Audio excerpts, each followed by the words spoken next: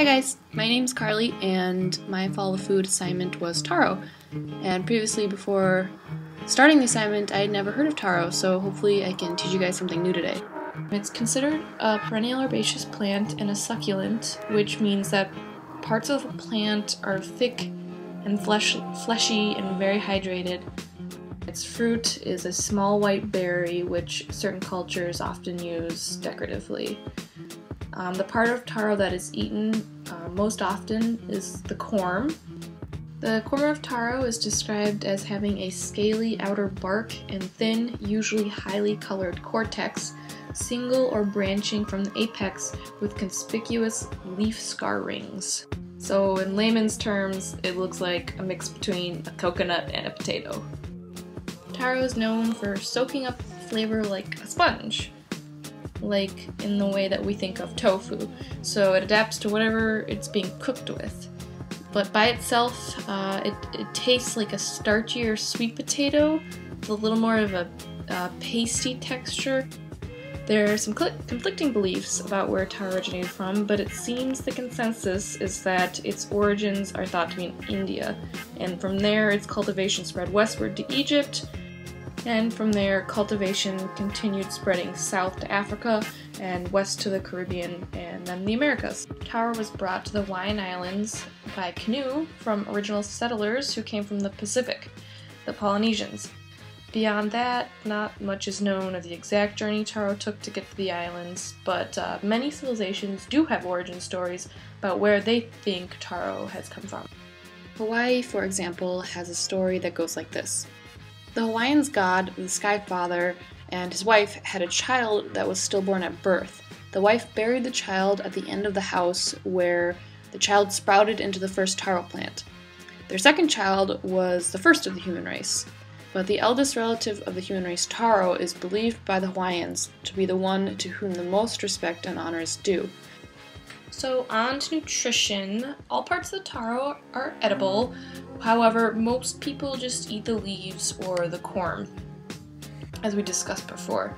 The leaves are mainly boiled, but the corm itself can be prepared in many different ways, including curried, fried, boiled, baked, just about any method you can think of. And the corm is mostly starch after water. They say that taro root is often used in a similar fashion to a potato, but in fact has better nutritional qualities than a potato. It has almost 3 times the dietary fiber, which is important for proper digestive health and regularity. Fiber can also fill you up and make you feel less hungry with fewer calories. Like most corms, it is high in fiber, vitamin E, potassium, and a good source of magnesium. And all of these aspects lead to decreased heart problems, lower blood pressure, and increased antioxidant activity and bone health. A taro root, after having been cooked in salt with water, has 142 calories, 11 grams of sodium, 1 gram of protein, no fat, and no amounts of vitamin B6 and potassium. Poi, the most common way of eating taro in Hawaii, which we'll also talk about later, is another healthy method of cooking since it only involves smashing a steamed or baked root.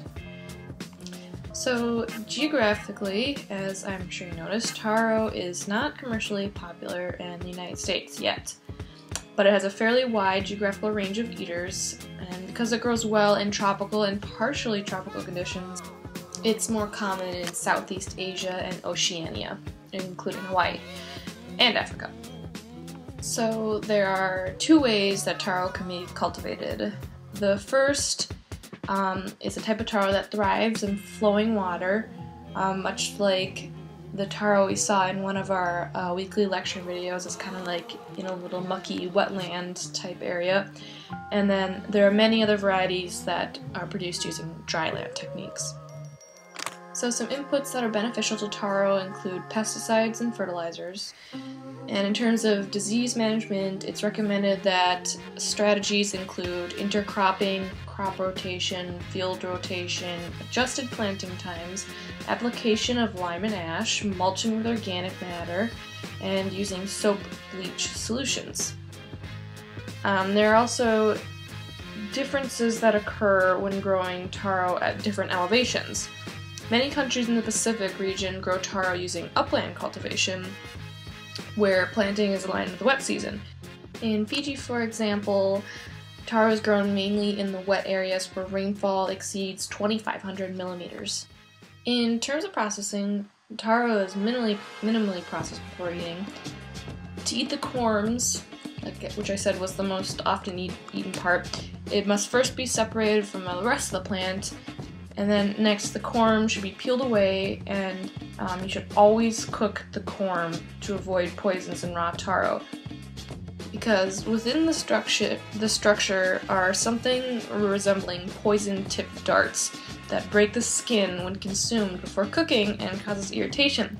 After cooking to a certain temperature, however, taro is safe to eat due to the dissolving of the crystals that cause irritation. So after watching this, do not go buy taro and bite into it. It will hurt. In terms of environmental impacts, many varieties and methods of cultivating taro require the use of large amounts of water and irrigation, like we discussed earlier. Some countries, like we learned in class, are currently facing water stress or shortages, and consequently, it is not always a feasible crop for some communities. But with that being said, a benefit to taro production is its resilience. It's very tolerant to salinity and can therefore be grown in soils that are normally considered unworkable. Like most crops, taro leaves surrounding soil susceptible to wind and water erosion, and currently farmers are attempting to implement best management practices to avoid erosion. Another tidbit I found interesting was that in some parts of the world, Florida in particular, some communities view taro as an invasive species rather than a food source. Now we'll be looking at the role of taro in the global society. From what I've read about taro throughout the semester, it seems like it's not a luxury food, but something that more developing countries consume. It's used more out of convenience and access, and it's something that's eaten because it tastes good. Because it's easier to grow on a small scale, the crop is suited to small-scale commercial production, such as use in pots, and because of this, urban cultivation can be popular with taro. Additionally, hunter-gatherers, such as those in Papua New Guinea, like we saw in our lectures, they consume taro, and normally the gathering role is performed by women. One geographic area that I'd really like to focus on is Hawaii. There's a lot of writing on taro that is grown and consumed in Hawaii. It's a very important staple crop for the natives, and it really holds a special place in traditions and stories. Historically, taro was sometimes used for medicine and gifts to the gods amongst Hawaiians, and families in Hawaii today keep the tradition going by teaching the younger generations about the old spiritual ways and keeping a taro patch in the field or in the garden as an easy way to stay in touch with nature and traditions. Taro is often used in luau's as a dish called poi, and here we have a clip of luau dancers with poi balls, which I guess is another tradition. In Southeast Asia, taro is often used in desserts and sweets. It's cooked frequently for social events, and many families have their own family recipes of taro, which was kind of fun for me to go through. It's more popularly served as fried and eaten like a French fry. And so I would imagine that before taro was eaten as a fast food item, it was probably not until they started developing that it became popular to fry taro. And a good indication of this I found is that people of Pacific Island origin continue to consume taro wherever they may live in the world, not so much because there are no substitute food items, but mainly as a means of maintaining links with their culture. In the contiguous United States, while it's still a more unfamiliar food for Americans, consumers are starting to catch on to the idea of taro. Like I mentioned, the health food craze. As the popularity continues to increase, taro is now on the radar for many people, and imports are growing. I know it's a little abrupt here, but I have to wrap up the presentation. I hope you all enjoyed it, and it inspires you to go out and try some taro of your own. As one last piece, I just wanted to share a music video about taro that I found, and didn't explain earlier, but another nickname for taro is dasheen, so enjoy.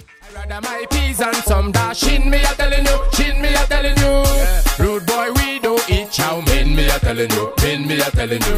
I rather my peas and hot dumpling, me a telling you, blin me a telling you. Ramen, boy, that to eating, you better eat plantain and dashing ramen.